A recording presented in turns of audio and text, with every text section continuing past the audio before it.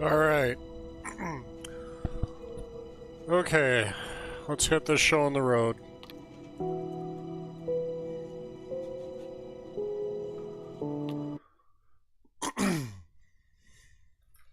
By the way, I'm eating Skittles, so that will explain the crunching. This is the story of a man named Stanley.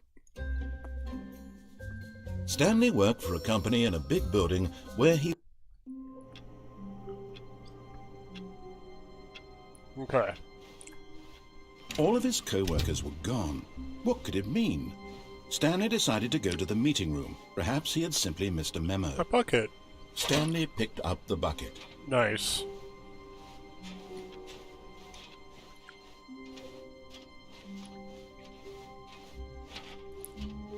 Stanley clutched the bucket tightly to his chest and entered the door on his left.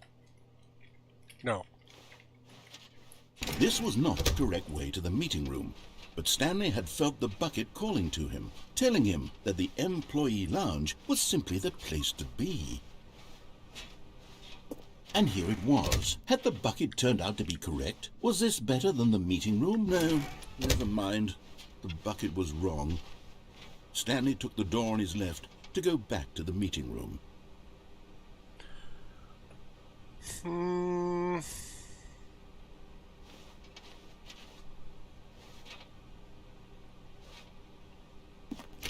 No, said the bucket. don't go to the meeting room. Go somewhere else. The cargo lift, yes. Go there. Go to the cargo lift. Okay. Good, Said the bucket. now ride the lift all the way to the top. There's something up there I need you to do. Stanley did not question why or how this bucket was speaking to him. It should have alarmed him, of course, because buckets can't talk. But Stanley chose not to think about this obvious fact. He was firmly convinced that the bucket had spoken to him, and he unthinkingly did whatever the bucket asked.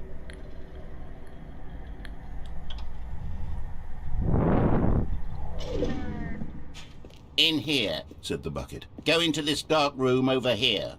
Stanley once again obeyed blindly.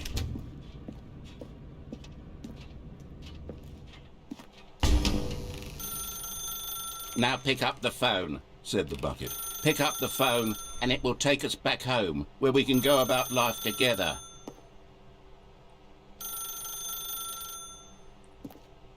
I don't know. Oh, I can unplug it. Hold on. Why did you unplug the phone? Were you trying to resist the bucket's orders? Stanley, I was joking. Obviously, the bucket isn't talking to you and telling you to do things. Buckets can't talk. It was a joke. Don't you get the joke? It's funny, Stanley. A talking bucket. Can't you see? Oh, goodness. I must have really bungled up the delivery if you actually took me seriously. Where did I mess up the joke? Should I have paused for longer or spoken quicker? Comedic timing is so difficult. I wish I were better at it. But there isn't exactly an instructional video on comedy that one can watch to fully... Oh, wait, yes, there is. It's sitting right here. Let's take a look. What?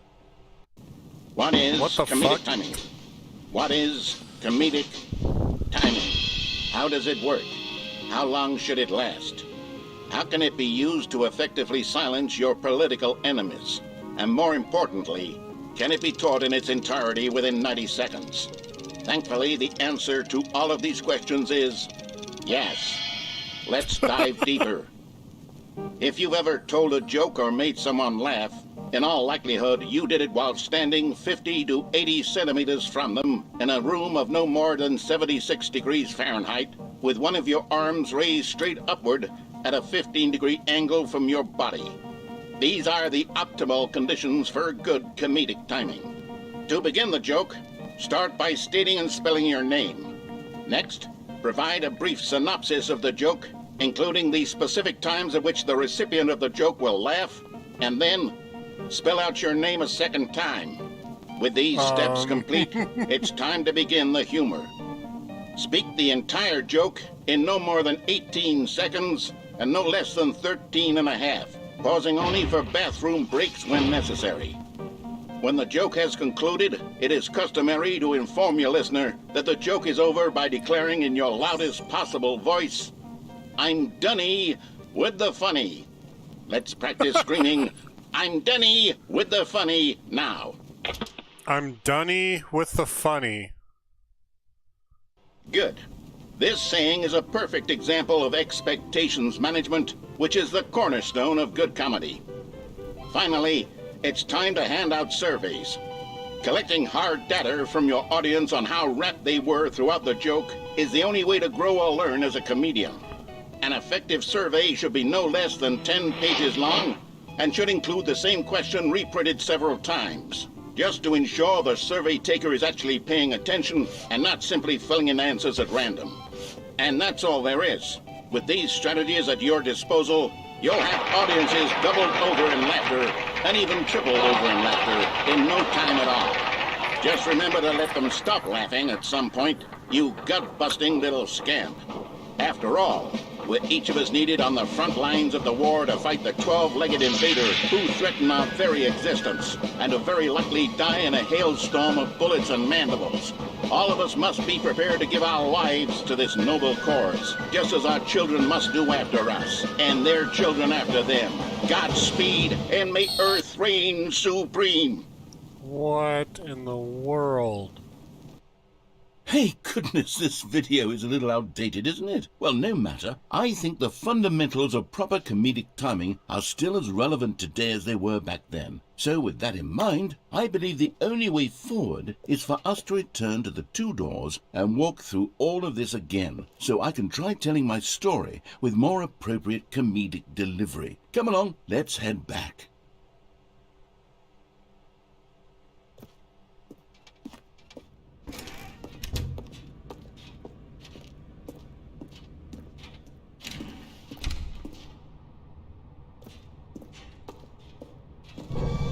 I can feel it.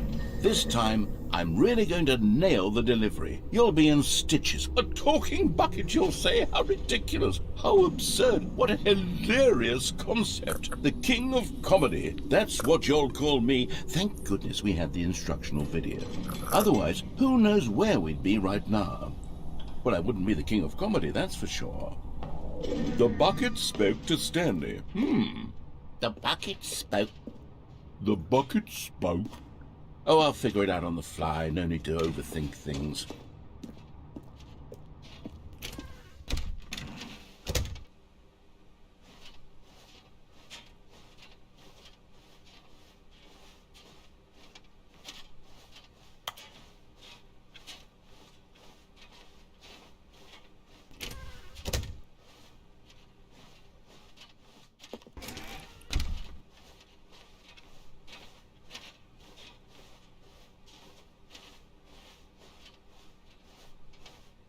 Here we go.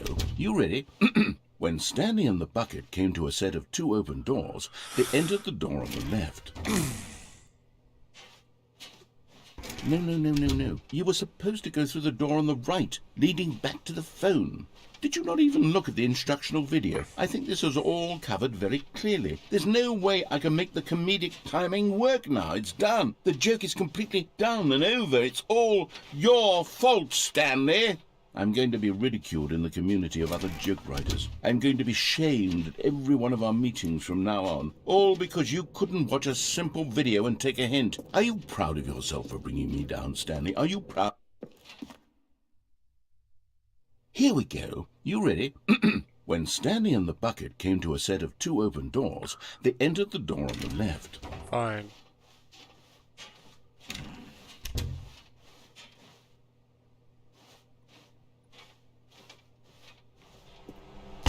What? We're back at the phone already? No. What's going on? There was supposed to be several rooms leading up to this.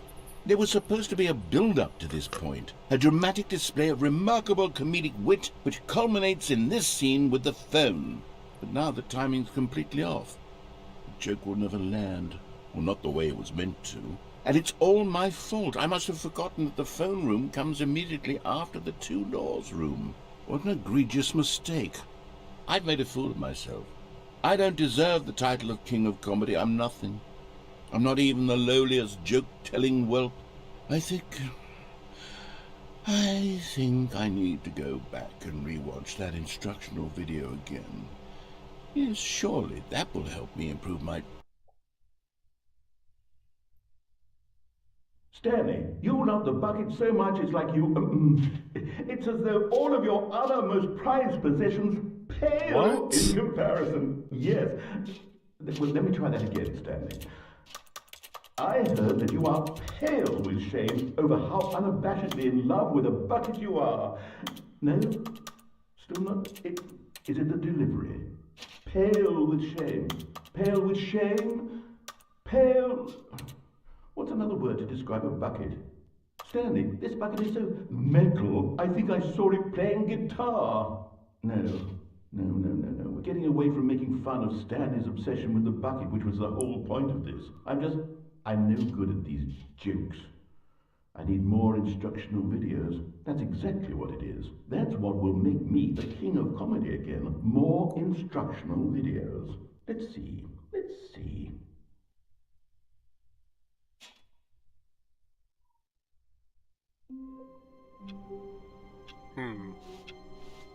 All of his co-workers were gone.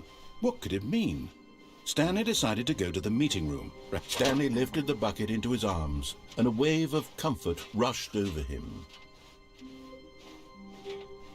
Stanley clutched the bucket tightly to his chest and entered the door on his left.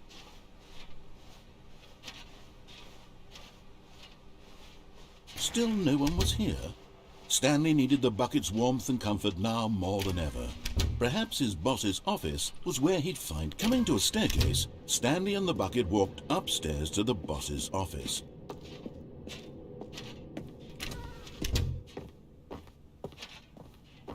Stepping into his manager's office, Stanley was once again stunned to discover not an indication of any human life. But Stanley guessed the correct code by sheer luck. Was it that the bucket knew all along? Was the bucket guiding him? Yes, this is certainly the most logical explanation.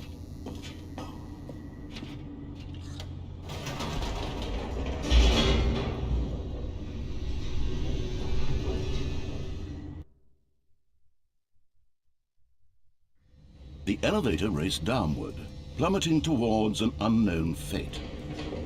It would be all Stanley could do to keep himself together, if not for the bucket. Soothing him, comforting him, reassuring that in this darkest moment of uncertainty, he would be all right. The bucket is here for you, Stanley. Everything will be fine. Stanley and the bucket walked straight ahead through the large door that read, Mind Control Facility.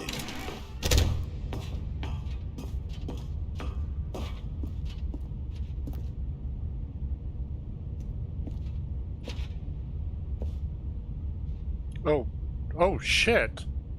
But just as Stanley was about to proceed further into the mind control I didn't facility, mean to do he that. tripped and fell over the railing and into the dark void below. Thankfully, he fell directly onto the bucket, which safely cushioned his fall. Now, what to do next, Stanley wondered. Stanley and the bucket could find no way out of this enormous pit, and so eventually they decided that the best thing to do would be to simply get comfortable down here. So they set up a little couch and relaxed. It really wasn't so bad down here, a bit cold perhaps. After some time had gone by, they installed a few shelves as well, and a sort of kitchenette that was useful for when the bucket was craving paninis. But it wasn't until the rugs and the standing lamps came in that it really started to feel like a home. In fact, after some time, Stanley realized that it had been ages since he had even thought of the mind control facility at all. He'd never gotten to fully explore what was up there, never been able to unearth the many mysteries of the mind control facility. This lack of closure began to eat at him. Soon he was dwelling on his regrets, and the state of their home slowly decayed as Stanley became withdrawn and neglected the cleaning. It unsettled the bucket deeply. Stanley wasn't usually like this. The bucket tried to reach out to him again and again, but to no avail. All Stanley could think about, all he could talk about, was going back doing it over again, staying on the path. It was a mistake to leave the path. It was a mistake. It was a mistake. I need to do what the narrator says. I need to see the true ending. This made no sense at all to the bucket, which was simply trying to live its life down here as comfortably as possible. Yet Stanley was unconsolable. This isn't an ending. This is just a hole in the ground. The bucket sighed. True, it wasn't an ending. But it's where we happen to be. And maybe, possibly, if we accept the reality of things, maybe this will become an ending eventually. It's what the bucket was counting on. The two of them waited for a very long time.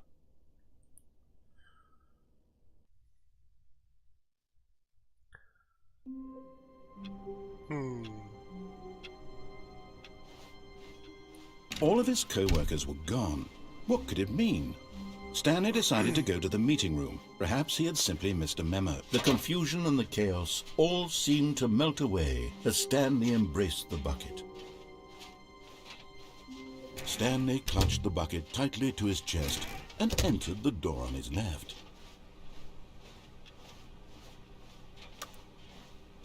Still no one was here. Stanley needed the bucket's warmth and comfort now more than ever. Perhaps his boss's office was where, coming to a staircase, Stanley and the bucket walked upstairs to the boss's office.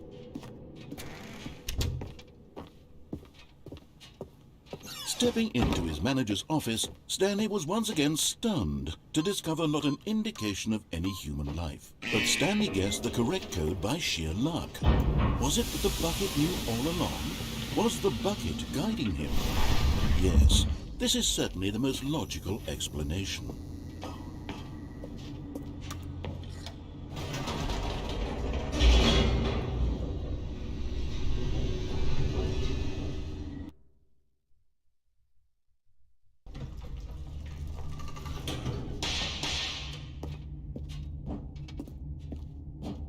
Stanley and the bucket walked straight ahead through the large door that read, Mind Control Facility.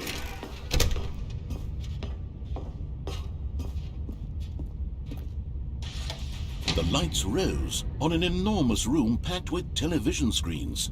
What horrible secret did this place hold? Stanley and the bucket both wondered to themselves.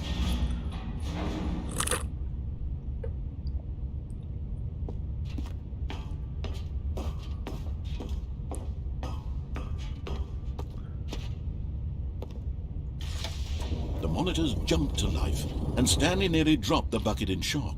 Everyone in the office was being videotaped, monitored like guinea pigs.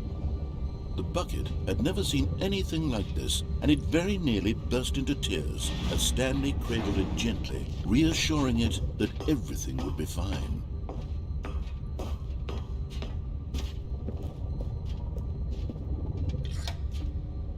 Was the bucket under the mind control facility's influence as well? Had the bucket been told to do things it didn't wish to do? What kinds of things does a bucket want to do or not want to do in the first place? These questions raced furiously in Stanley's feeble mind.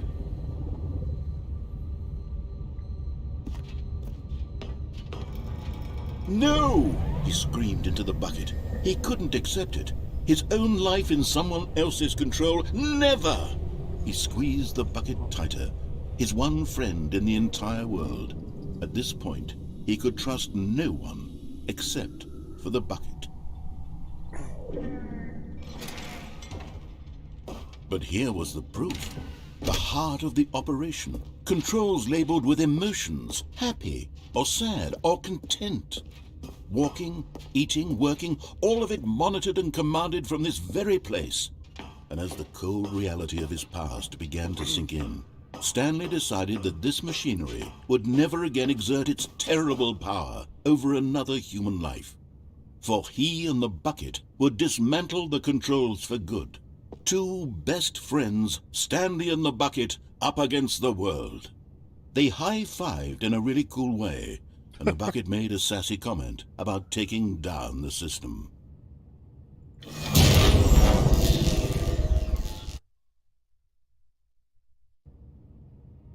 Stanley and the bucket waited in blackness. Was it over?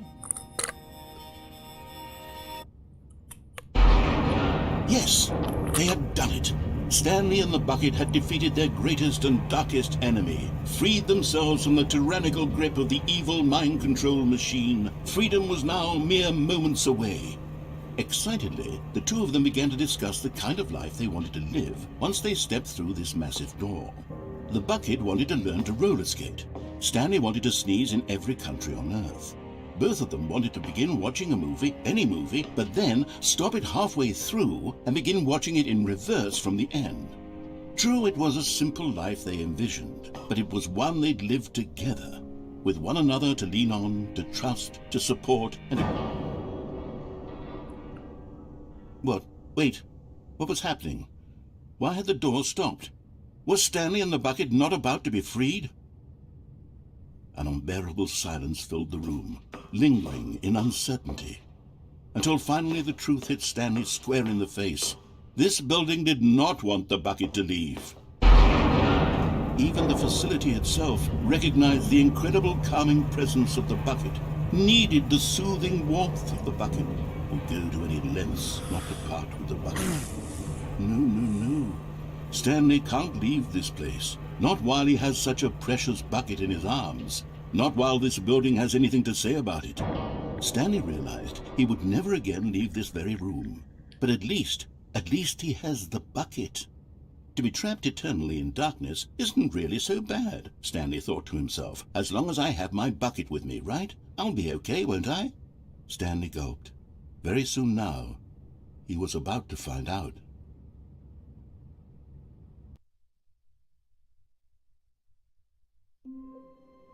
Huh. All of his co-workers were... Okay, I'm like really tired all of a sudden. I'm sorry. Yeah, I think I'm gonna subscribe. I'll talk to you on Discord.